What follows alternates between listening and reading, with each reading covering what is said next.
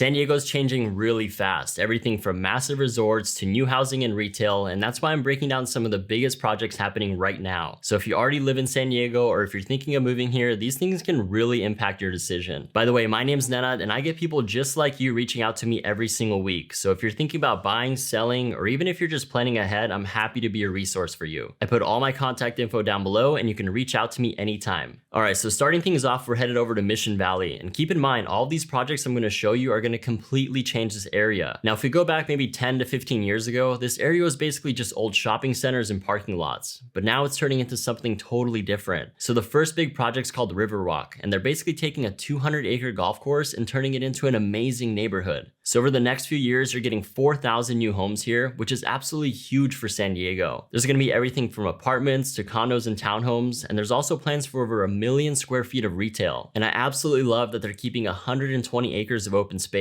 So parks, bike lanes, walking paths, and these are going to connect the entire community. Now, the whole idea is to create a place where you can live, work, shop, and not even need a car. Because right now, you almost can't live in San Diego without one. Everything's really spread out, and most people drive pretty much everywhere. So not using a car will be a big lifestyle change. Now, it's not stopping there for Mission Valley because SDSU is taking over this entire area. So the Snapdragon Stadium's only a couple of years old at this point, but SDSU's Innovation Hub has plans for 1.6 million square feet of research space right next to the stadium. So over the next couple of years, there's going to be a big focus on tech and biotech. And the best part is it's not just for the university, but it's also for startups and tech companies that want to move to the area. So with all these new office spaces, I'm expecting more and more people moving to Mission Valley. And the upside in 5 to 10 years is going to be absolutely huge. Now, there's already a new housing development here, and that's mostly finished, called Savita, and they have these very modern townhomes, and some of them have awesome views. There's also a park, school, and retail nearby, so it's super walkable and it's only going to get better. So if you want to get into a new construction townhouse, this is a great spot to look. And you can always reach out to me if you want to know more about Savita or really any other neighborhood in San Diego. Hey guys, if you could just make sure to like the video and subscribe, it really helps the channel grow and I can make more videos just like this one. Okay, so another one that I'm super excited about just because we don't have anything like this in San Diego, and it's Ocean Camp. Now we're going all the way up to Oceanside for this one, and this is basically going to be a surfer's dream. Now the main attraction is a 3.5 acre wave pool that's going to make perfect waves. So for all my surfers out there, there's no more waiting around for a swell because you can surf whenever you want now. And I have no doubt that people from all over the country are going to be checking this place out. So they're also building a 300-room resort right next door. So they're definitely expecting a lot of tourism. But let's say you really want to immerse yourself into this lifestyle. Well, there's also plans for 700 new homes. Now they haven't released pricing on any of these yet, but it looks like they're going to have 2 different options. So either a townhouse or a detached home. And this is going to be a whole community over here. So local shops, restaurants, parks, and there's going to be a huge focus on being active. And San Diego is already known to have an active lifestyle, so I love that they're focusing on this. Now I think Oceanside's a great place for Ocean Camp because there's still so much opportunity over here. There's been all kinds of new developments, especially in downtown Oceanside. And honestly, I can hardly recognize this place right now. There's all these new hotels, restaurants, and even luxury apartment complexes, so it's not just tourists around here anymore. And you'll see a lot of younger professionals now because it's still cheaper than some of the other coastal cities. But I'm especially big on South Oceanside right now, and I just think the proximity to Carlsbad is bringing in a lot of new people. And there's been so many new places opening up around here, so if you're looking for a place that has a lot of upside, definitely look into Oceanside. All right, for this next one, we're going all the way down to Chula Vista. So the new Gaylord Resort opened up about 6 months ago, and this is going to have a big impact on property values. So this hotel is absolutely massive, and it's actually the biggest hotel on the West Coast. It's 1.6 million square feet, there's 1,600 rooms and a 4-acre water park, and they're not even done building. There's plans for more hotels, more parks, retail, dining, and anytime you see billions of dollars being spent somewhere, you definitely need to pay attention. Now nearby neighborhoods like Otay Ranch and Bayfront are seeing a lot more demand now, and I'm getting way more people asking about them. Now these are actually some really great neighborhoods. So you've got newer construction, master plan communities, good schools, and now there's a major development just a few minutes away. So Chula Vista is officially on the map now, and there's going to be way more jobs, more tourism, and much more demand. So with all this new development in Chula Vista, I think we're all going to be really surprised over the next 5 to 10 years. And if you have any questions about any of these projects, all my information is down in the description.